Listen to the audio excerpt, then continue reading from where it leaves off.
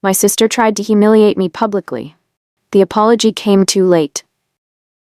"Everyone, I have an announcement," my sister Victoria said, her voice cutting through the chatter at my nephew's birthday party. "My sister Maya here actually cleans hotel rooms for a living. Isn't that adorable?" The backyard went silent. 50 guests turned to stare at me, holding paper plates and plastic cups. Victoria smiled like she'd just told a charming story, not revealed what she thought was my embarrassing secret. My mother gasped. My father looked at the ground. Victoria's husband, Kyle, shifted uncomfortably beside her. But I didn't cry. I didn't run. I just smiled back at her, thinking about the envelope in my car, the one with her name on it. The one she had no idea was coming. "My name is Maya Torres. I'm 32 years old, and 3 days ago, my older sister tried to destroy my reputation in front of everyone who mattered to our family." What Victoria didn't know was that I'd been preparing for this moment for 6 months. Not because I predicted she'd humiliate me at a child's birthday party, but because I'd learned long ago to protect myself from people who underestimated me. Even when that person was my own sister. Victoria had always been the golden child. Straight A's, cheerleading captain, married to a successful real estate developer. I was the quiet one, the bookworm, the girl who asked too many questions and made adults uncomfortable at family dinners. Growing up in Denver, Victoria got the attention while I got the lectures. "Why can't you be more like your sister?" our mother would ask when I preferred reading to shopping. "Victoria knows how to present herself," our father would say when I showed up to events in jeans. By the time I was 18, I'd stopped trying to compete. Instead, I focused on what I was good at: numbers, systems, and seeing patterns other people missed. I studied hospitality management in college, not because I loved hotels, but because I loved solving problems. How do you fill empty rooms? How do you make guests come back? How do you turn a struggling property into a profitable one?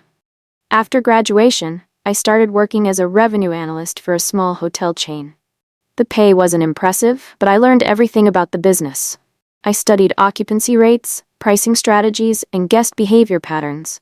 I taught myself advanced analytics software. I spent nights creating models that predicted booking trends months in advance. My managers loved my work, but they didn't promote me.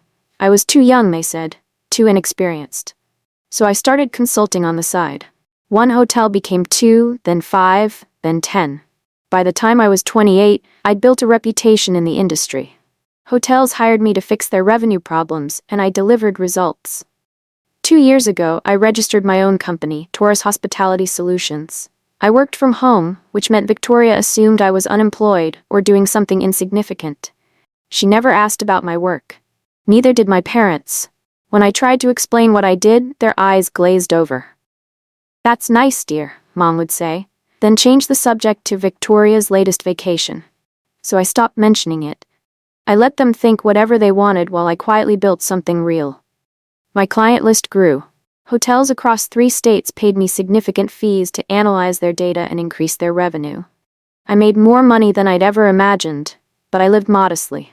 Small apartment, reliable car, simple clothes. 6 months ago, Victoria started acting strange. She'd always been competitive, but something shifted. She made comments about my single status, my casual wardrobe, my lack of social media presence. "Don't you want people to know you're successful?" she asked once. I laughed. "I don't need people to know. I just need my bank account to know." That answer seemed to bother her. Then came the comments about my job. "Still doing that computer thing?" she'd ask at family dinners. "Must be nice to work in your pajamas." I ignored her. But the comments got worse. She started telling people I was between jobs or figuring things out. I heard through my cousin that Victoria had told extended family I was struggling financially. The truth was the opposite. I'd just signed my biggest contract, a struggling luxury resort chain called Horizon Grand Hotels. They were desperate. Occupancy rates had crashed, and they were losing money every month. Their CEO, Patricia Vance, had heard about my work from another client. "Can you save us?" she asked during our first call. I analyzed their data for a week, then gave her the truth. "You're targeting the wrong customers, pricing wrong, and marketing wrong. But yes, I can save you." She hired me immediately. The contract was worth 6 figures, with performance bonuses that could double that. It was the biggest opportunity of my career, and I threw everything into it. I rebuilt their entire revenue strategy, new pricing models, new market segments, new booking channels. I worked 16-hour days running simulations and testing theories. Patricia gave me complete access to their systems and trusted my recommendations, even when they seemed risky. Within 3 months, their numbers started climbing. Occupancy increased, revenue grew. The board went from panic to cautious optimism. Patricia called me one night, her voice shaking with relief. "Maya, you didn't just save us. You transformed us. We want to do something special to thank you." I told her it wasn't necessary, but she insisted. They were planning a gala event at their flagship property to celebrate the turnaround, and they wanted to honor me publicly. "We're creating a recognition wall in our main lobby," Patricia explained. "Photos and bios of the key people who helped build this company. We want you featured prominently. You deserve it." I sent them a professional photo and a brief bio. The wall would be unveiled at the gala, which was scheduled for next month. Meanwhile, Victoria had no idea about any of this. To her, I was still her little sister who did computer stuff from home. Then came my nephew's 8th birthday party. Victoria had rented a beautiful backyard venue, hired caterers, and invited everyone. Extended family, neighbors, Kyle's business associates, her friends from the country club. It was excessive for a child's birthday, but that was Victoria's style. I arrived early to help set up, like I always did. Victoria barely acknowledged me, too busy directing the caterers and adjusting decorations. I didn't mind. I was used to being invisible at her events. The party started well. Kids ran around playing games, while adults chatted over expensive catered food. I stood near the fence, talking with my cousin about her new job. Then Victoria clinked her glass, calling for attention. I thought she was going to lead a toast for my nephew. Instead, she launched into her announcement about my adorable job cleaning hotel rooms. The humiliation was calculated and deliberate. She wanted to embarrass me in front of people who mattered to her, to remind everyone that I was beneath her level. I felt 50 pairs of eyes on me. Some people looked sympathetic. Others looked uncomfortable. A few of Kyle's business friends smirked, but I didn't give Victoria the reaction she wanted. Instead, I smiled and said, "You're partly right, Victoria. I do work with hotels." Then I walked to my car. My hands shook as I unlocked the door, not from shame, but from anger. I'd spent years being underestimated by my family, and I'd accepted it. But this public humiliation crossed a line. I grabbed the envelope from my glove box. Inside was an invitation to the Horizon Grand Gala, plus a printed email from Patricia, describing the recognition wall. I walked back to the party. Victoria was laughing with her friends, probably feeling triumphant about her little joke. "Victoria," I called out, my voice steady. She turned, still smiling. I handed her the envelope. "Since you're so interested in my career, I thought you might want to see this." She opened it, confused. I watched her face change as she read. The smile faded, her eyebrows pulled together, her mouth opened slightly. "What is this?" she asked. "An invitation to an industry gala where I'm being honored for saving a major hotel chain from bankruptcy. The CEO is unveiling a wall with my photo on it next month. You should come. Bring Kyle. Bring Mom and Dad." The backyard had gone quiet again. Everyone was watching. Victoria's face turned red. "This is fake," she said, but her voice wavered. "You can call Patricia Vance if you want to verify," I replied calmly. I turned to address the crowd. "For those wondering, I don't clean hotel rooms. I run a hospitality consulting firm. I help struggling hotels fix their revenue problems. The company I just helped saved over 300 jobs." I looked back at Victoria. "But you never asked what I actually do. You just assumed." My mother looked shocked. My father's mouth hung open. Kyle stepped away from Victoria, embarrassed. I felt a strange calm wash over me. For years, I'd let them think whatever they wanted about my life. I'd convinced myself their opinions didn't matter. But standing there, watching Victoria's humiliation sink in, I realized I'd been protecting them from the truth. They didn't deserve that protection anymore. I left the party without another word. That night, my phone exploded with messages. My mother, "Maya, we need to talk about what happened." My father, "Call me when you get this." My cousin, "That was amazing. Victoria deserved it." But nothing from Victoria herself. I ignored them all and poured myself a glass of wine. The next morning, Patricia called. "I heard you had some family drama yesterday," she said. I'd mentioned the party in passing during our last meeting. "Word travels fast," I replied. "Well, I have something that might cheer you up. The Wall Street Journal wants to interview you about our turnaround. They're doing a feature on innovative strategies in the hospitality industry." My heart skipped. "Seriously?" "Seriously. They specifically requested you. I gave them your contact information." The journalist called that afternoon. Her name was Amanda Cross, and she'd been following Horizon Grand's remarkable recovery. "Everyone in the industry is talking about what you did," she said. "I want to tell your story." We scheduled an interview for the following week. Meanwhile, the messages from my family kept coming. Mom wanted to have lunch, Dad wanted to clear the air. Victoria finally texted, "We need to talk." I responded to Mom and Dad with a simple message, "I'm busy with work. We can talk after the gala next month." To Victoria, I said nothing. 3 days later, my mother showed up at my apartment unannounced. I almost didn't answer the door, but I knew she wouldn't leave. "Maya, please," she said when I opened it. "Let me in." I made coffee while Mom sat at my small kitchen table, looking uncomfortable in my modest apartment. "I had no idea about your company," she began. "Neither did your father. Why didn't you tell us?" I poured 2 cups and sat across from her. "I tried, Mom, multiple times. But every time I mentioned my work, you changed the subject to Victoria's latest accomplishment." She looked hurt. "That's not fair." "Isn't it? When was the last time you asked me a real question about my life? Not how are you, but an actual question about what I do, what I care about, what I've achieved." Mom was silent. Finally, she said, "I thought you were happy just doing your little online business. I didn't know it was serious." "That's exactly the problem," I said. "You assumed. You all assumed, and when Victoria publicly humiliated me, you just stood there." Tears filled Mom's eyes. "What Victoria did was wrong. I told her that. But Maya, what you did back, showing up at a child's birthday party and embarrassing her in front of everyone. I didn't show up planning to embarrass her. I showed up to celebrate my nephew. Victoria chose to humiliate me first. I just chose not to accept it quietly."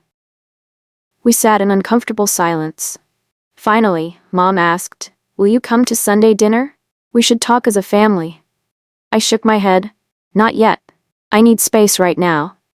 After she left, I felt exhausted. The confrontation I'd avoided for years had finally happened, and there was no going back. The Wall Street Journal interview happened at a coffee shop downtown. Amanda was sharp and professional. She asked about my background, my methods, and specifically about the Horizon Grand turnaround. "What made you think you could save them when everyone else had given up?" she asked. I didn't focus on what everyone else saw. I looked at the data differently. Hotels often make decisions based on tradition or gut feeling. I make decisions based on what the numbers actually tell us. She scribbled notes. "And your age, being a woman in a male-dominated industry, has that been challenging?" I thought about Victoria, about my parents, about everyone who'd underestimated me. People underestimate me constantly. I've learned to use that as an advantage. The article would run the week before the gala. Amanda promised to send me a preview. Meanwhile, Victoria finally called instead of texting. I almost didn't answer, but curiosity won. "Maya," she said, her voice tight. "I want to apologize." I waited. I shouldn't have said what I said at the party. It was cruel and unnecessary. I was just, I don't know, trying to be funny, I guess. "Trying to be funny?" I repeated. "You told 50 people I clean hotel rooms to make me look pathetic. That wasn't a joke, Victoria. That was calculated humiliation." She was quiet for a moment. "You're right. I'm sorry. Can we please just move past this?" "Move past it? Like how we moved past you telling everyone I was unemployed? Or struggling financially?" "I never said you were unemployed," Victoria protested. "You told Aunt Carmen I was between opportunities. You told Kyle's parents I was figuring things out. You've spent 2 years making me sound like a failure." Victoria's voice hardened. "Well, maybe if you'd been more open about your success, I wouldn't have had to guess." I laughed bitterly. "So this is my fault? For not bragging enough?" "That's not what I meant." "Then what did you mean, Victoria? Because from where I'm standing, you've spent years treating me like I was worthless. And the moment you found out you were wrong, you want to apologize and move on like nothing happened." She started crying. "I'm your sister, Maya. Doesn't that mean anything?" "It used to," I said quietly, and hung up. The Wall Street Journal article came out on a Tuesday morning. Amanda had done beautiful work, telling the story of how a young consultant had saved a failing hotel chain through innovative data analysis. She quoted Patricia extensively, included impressive revenue numbers, and featured my photo prominently. By noon, my phone was ringing constantly. Former clients calling to congratulate me, new potential clients requesting consultations, industry colleagues reaching out to connect, and my family. Mom called crying. Dad called saying he was proud. Victoria sent a text. "Saw the article. Congratulations." But the damage was done. Her apology felt empty, motivated by my sudden visible success rather than genuine remorse. If the Wall Street Journal hadn't run that article, would she even care that she'd humiliated me? The gala arrived on a Saturday evening. The Horizon Grand flagship hotel was stunning, decorated with elegant lighting and floral arrangements. I wore a black dress I'd bought specifically for this event, the most expensive thing in my closet. Patricia greeted me at the entrance with a warm hug. "Tonight is your night," she said. The ballroom was filled with industry leaders, investors, and Horizon Grand staff. I recognized several faces from trade publications. Then I saw them, my parents, standing near the back looking overwhelmed. They'd come. Victoria and Kyle were there too, dressed formally and looking uncomfortable. I hadn't expected them to actually show up. Patricia guided me to the recognition wall in the main lobby. My photo was there, professionally mounted with a plaque underneath. The plaque read, "Maya Torres, Revenue Strategy Consultant. Through innovative analysis and bold recommendations, Maya transformed Horizon Grand Hotels from crisis to industry leader. Her work saved over 300 jobs and set a new standard for data-driven hospitality management." I stared at it, feeling emotions I couldn't quite name. This was real. This was mine. Patricia clinked her glass and the crowd gathered around. "Ladies and gentlemen, I want to introduce you to the person who saved this company. Maya Torres is only 32, but she's already changing our industry. When everyone else saw failure, Maya saw possibility. When conventional wisdom said we were finished, Maya showed us a better way." She gestured to me, and people applauded. I gave a short speech, thanking Patricia and her team for trusting me. After the formal presentation, people approached me constantly. Industry veterans wanted to discuss my methods. Young professionals asked for career advice. It was overwhelming and wonderful. Then Victoria appeared beside me. "Maya, can we talk privately?" she asked quietly. We stepped into an empty corridor. She looked at the recognition wall, at my photo, at the proof of everything she'd tried to diminish. "I was jealous," she finally said. "Of what? You have everything. You have something I don't. Real accomplishment. Something you built yourself that matters." She wiped her eyes. "I'm sorry for what I did. Truly sorry. Not because of this," she gestured at the gala, "but because I hurt my sister. I let my insecurity turn me into someone cruel, and I hate that." I looked at Victoria, really looked at her, and saw something I'd missed before. She wasn't just the golden child anymore. She was a woman struggling with her own sense of worth, measuring herself against impossible standards. But that didn't erase what she'd done. "I accept your apology," I said finally. "But things can't go back to how they were. You tried to humiliate me publicly because you thought I was beneath you. That's not something I can just forget." Victoria nodded, tears streaming down her face. "I understand. I just hope that someday maybe we can rebuild something, even if it's different." I thought about that as I returned to the gala.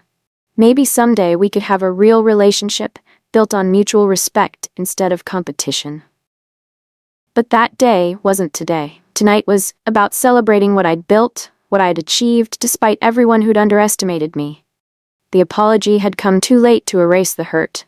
But it wasn't too late for me to move forward, to keep building the life I deserved, and that was enough. My sister tried to humiliate me publicly. The apology came too late.